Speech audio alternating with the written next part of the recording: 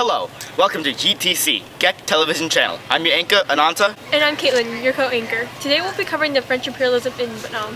First off, where is Vietnam? It's in the desert. Just kidding. Present-day Vietnam is a country in the Indochina Peninsula. Prior to French imperialism, Vietnam was split into three regions: Tonkin, Annam, and Cochin China. From 1887 to 1954, the region was imperialized by the French under the name of French Indochina. That's right. To speak more in depth about Vietnam before French imperialism, we brought in Vietnam history expert Sean Gao. Someone say Vietnam? Thanks for having me today, guys. So, prior to the arrival of the French, Vietnam was controlled by its neighboring country, China, whose rule lasted hundreds of years. This long-lasting reign impacted Vietnam politically, socially, and economically. So, can you tell us some more details about traditional Vietnamese culture? Sure. Women held a surprising amount of authority at the time, and the first resistors to Chinese rule were women. Also, the level of education was unusually high, as 4 out of 5 Vietnamese learned how to read and write their own language using calligraphy brought by the Chinese. Interesting. Do you want to take a seat? Sure.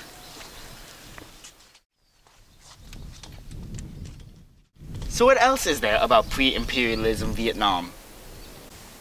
In the 1500s, Vietnam gained independence from China after many years of resistance. People lived in villages peacefully and were rarely disturbed by outside events. Heads of these villages were chosen based on their wisdom, education, and family status. Interesting. Can you tell our viewers some information about their religion? So traditional Vietnamese religion was heavily influenced by China prior to French imperialism. Vietnam adopted Buddhism, which was China's dominant religion. From the year 1010 to 1400 CE, Buddhism was considered Vietnam's official religion. What about the economy? What did they eat? So their environment was ideal for rice growing, which the Chinese taught them how to do once again. Though there were villages for crafts and trade, the majority of the economy came from agriculture. That was rice to know.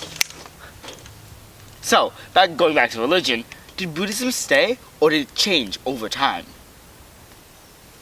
Yes, the religion definitely changed. During the rise of the Lei dynasty, Vietnam transitioned from Buddhism to Confucianism.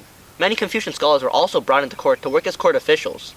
The adoption of Chinese governmental and social customs led to the rise of the Nguyen dynasty. Can you tell us a little bit more about the Nguyen dynasty and how it operated? Yeah, sure. The Nguyen dynasty's court used the Chinese Ming dynasty's Confucian law. It established a political structure centered on loyal subjects. Being considered divine, emperors did everything that traditional absolute monarchs did, but with the help of his highly ranked mandarins. Cool. Is that all? Yep, that's it. That's an overview of Vietnam before it's part of French Indochina. Viewers, if you'd like to explore the history of Vietnam more in depth, then you can go take a history class. Good one. Well, thank you for being here, Sean. Thank you. It's been a pleasure. Have a good day. You too. Thank you. Now back to Caitlin. Now it's time for the interesting part of Vietnam's modern history, its imperial history under France. No offense, Sean. To talk about the subject, we brought in a real Vietnam historian, Trevor Sy. He's been interested in the subject for a while now. Thanks for having me, guys. Now, I'll give a synopsis of what happened during imperialism, which lasted from 1887 to 1954. During imperialism, France controlled Indochina. Vietnamese who cooperated with the government, mostly out of self-interest, held French positions in local government, business, or economic institutions. It seems like the French was there for their own benefit, not the people's. For many European countries, France included, that's true. Instead of helping the people, they exploited them for resources. In this case, French imperialists hoped to impose their way of life over people and obtain in-demand products for economic profit through trade.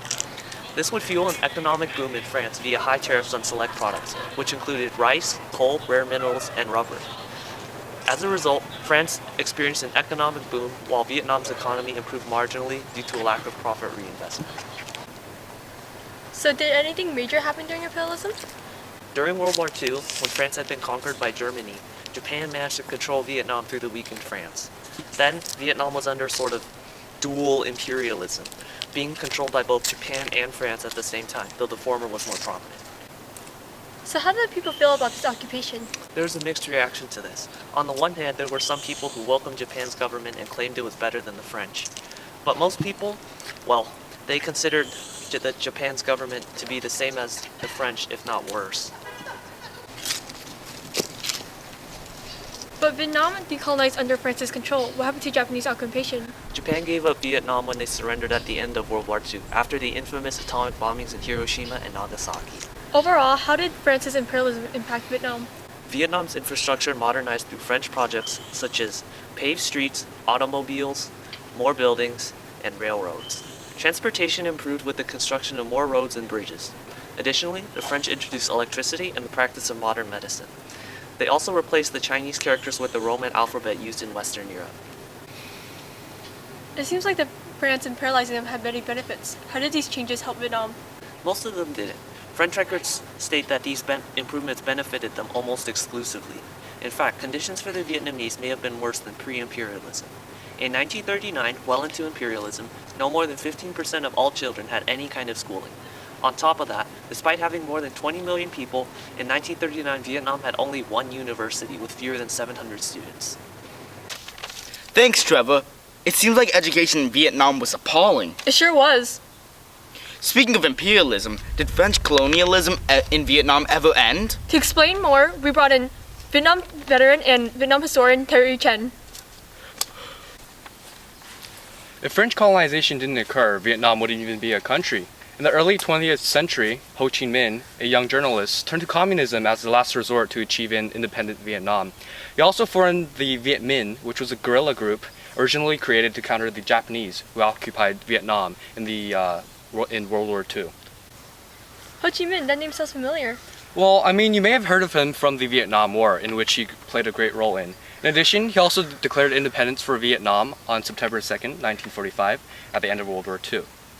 The France attacked Vietnam again in hopes of regaining control, and Vietnam surrendered in recognition for being a free state. Oh, so that's where I heard of him. What happened after Vietnam surrendered? Well, conflict broke out in December of 1946 when the Viet Minh attacked the French. In early 1954, the French were encamped at Dien Bien Phu, which was a heavily fortified base on the Laotian border. The Viet Minh then proceeded to siege the encampment. By mid-March, it became clear that French needed outside intervention. Did any country try to help? Well, the US wanted to prevent a communist victory, but they didn't want to intervene at the same time, so they just didn't do anything. As for the other countries in the North Atlantic Treaty Organization, they saw it as a lost cause, and, well, they also didn't do anything. So Dien Bien Phu fell in May, which resulted in the French retreat out of Vietnam. There goes the French. I bet the Vietnamese will miss him. So what now? So after the Geneva Conference of 1954, the French was forced to leave Vietnam, which was subsequently divided into a northern and southern region. The north was governed by Ho Chi Minh's Democratic Republic of Vietnam, while the south was taken by the state of Vietnam. Unhappy with this decision, the United States refused to accept this agreement and began to send in their military to fight for South Vietnam. This would later become known as the Vietnam War. Phew, Vietnam sure had a lot of things going on back then. Even today, many events are still influenced by the impact of French imperialism. Really? How so? Well, you see, Vietnam was recently a part of this Trans-Pacific Partnership trade deal involving several countries. This deal was made to make more money in the Pacific Rim countries. By involving Vietnam in this trade agreement, Vietnam is shedding off its communist roots, which it got from direct reaction to French imperialism. In direct reaction to French imperialism, how is that so? Well, Ho Chi Minh, a nationalist, wanted Vietnam to be independent. However, he had to turn to Chinese communists for help.